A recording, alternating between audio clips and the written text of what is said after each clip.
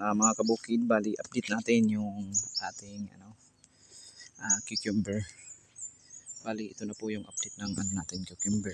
Bali pang 3 weeks na to ngayon, yung linggo. Yan po. So mag 20 days na to yung cucumber natin.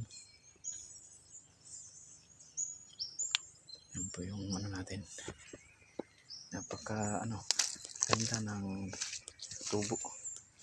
Yung problema natin dito kasi may may paisa-isa ng left mine yan.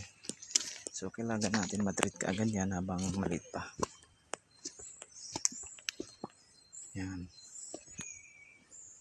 So ito na pala yung natin ngayon.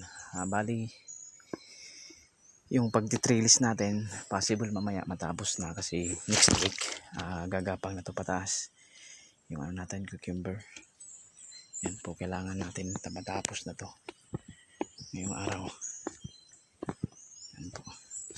So mabilis lang yung pag namin lagay ng trellis kasi yung gagamitin natin yung trellis net, kumbaga hindi na maraming process, ikakabit lang din yun.